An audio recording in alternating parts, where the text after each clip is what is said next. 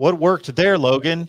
That looked pretty good. Let's see. It was somewhat close in the first half, and then broke out to 26-3 with a early second half touchdown, and then hung on for dear life after that, but closed it out well.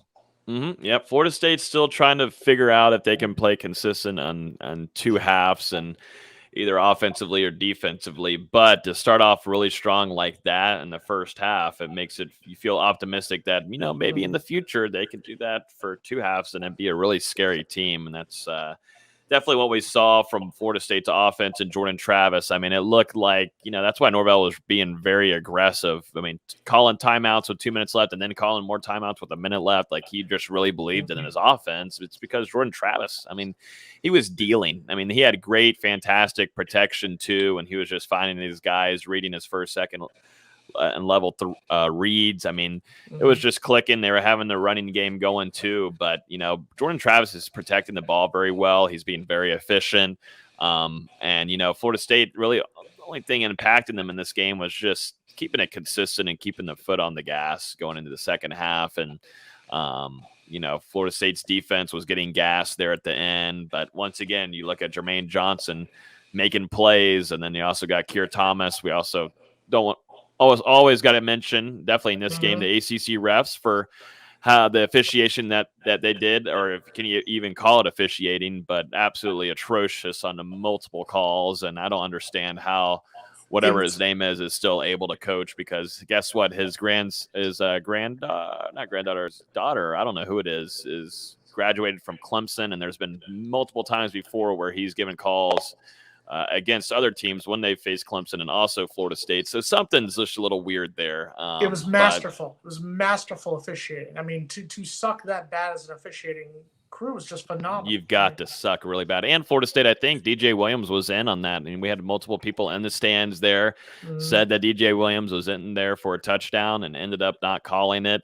And I still understand how you don't have two cameras there on each side of the goal line. I don't know how we're in 2021 and that's still not a thing, but nonetheless, I mean, awful officiating. But anyways, Florida State still was able to beat Boston College and the ACC refs and come away with the win on the road. And that, I was worried. I wasn't really too worried after seeing the practices, but I was wondering how their mentality would be after a thrilling win against Miami, because we've seen a team immature before do that. We just saw it this season. Notre Dame got so close, almost felt like a win to FSU fans, and then they just didn't even show up for Jacksonville State and thought it was just going to be an easy win, and that wasn't the case whatsoever. This time you're seeing growth, more maturity, guys ready to play, to show up, and they go in and get a big time win against a physical Boston College team, which is always kind of a tough one on the road against them. It's been that way for a decade, and so now you lead into get another win, hopefully this Saturday. It concerned me looking at that game, and Logan, I want to touch base with you on this one.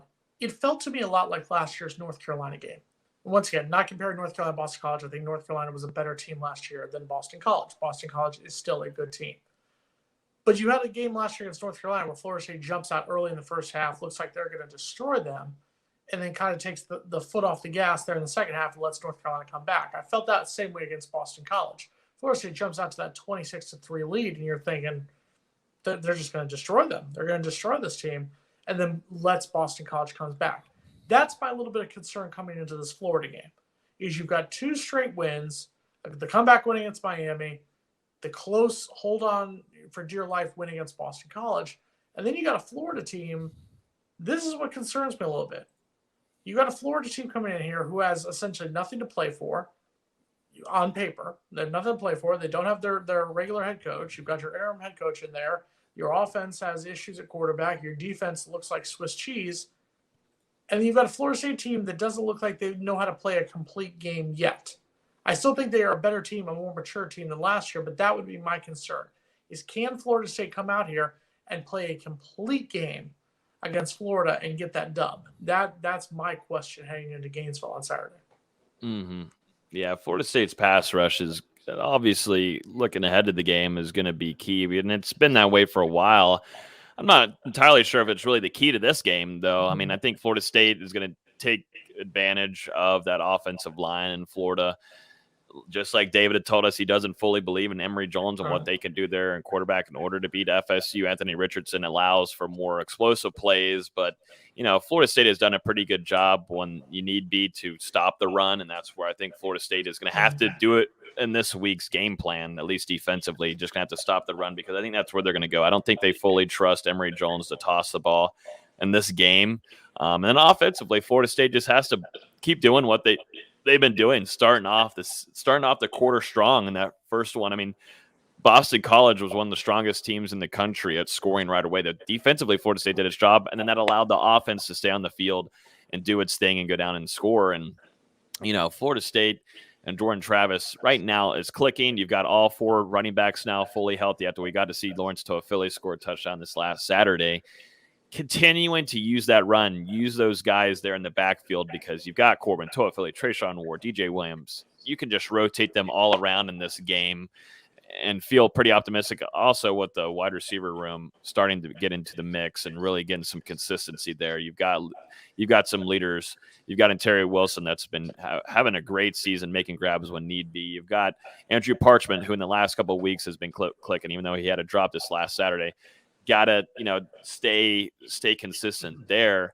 I'm not so worried about Florida State's offense. You look back at what they did against Samford. Atrocious defense. It was awful. David would have said the same thing on here. It was brutal to watch. And, Mike Norvell and Dillingham are starting to get into a rhythm, too, of being able to put some points on the board early.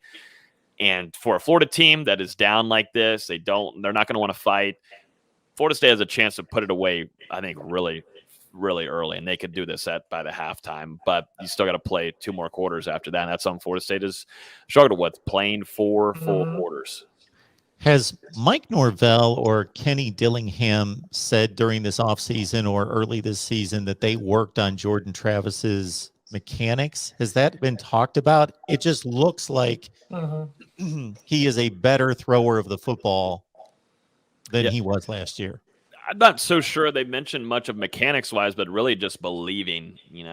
Jordan Travis didn't believe in himself before. He really didn't. And then this spring it changed. And I'm not unsure if that was because of Mackenzie Milton coming in and adding that competitive drive in him to really say, man, I've got to bump it up a notch. And that's what I really liked. Even though if Mackenzie Milton was going to start, that was going to be a great addition in that locker room because competitive energy along with a great leader, it was just only going to help Jordan Travis, no matter if he was going to be the backup to Milton or what.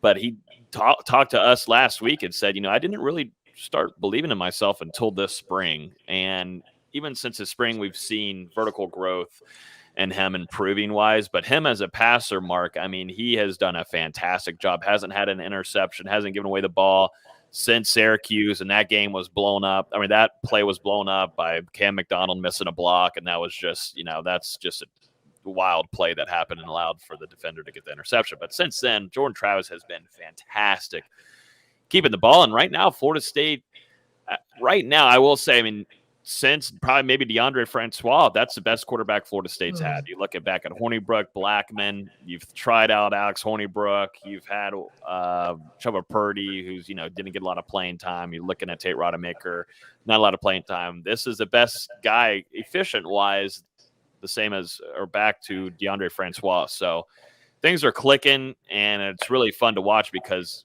that was a scary thing. That's what Florida State fans were thinking about this offseason. If he can get the passing down, he's already got the running down. If he can get the passing down, this is a really dynamic quarterback that Florida State has. And the number one thing to me, always for FSU-wise, we've seen it before with Blackman and other guys behind him, giving the ball away and making it really tough on Florida State's defense.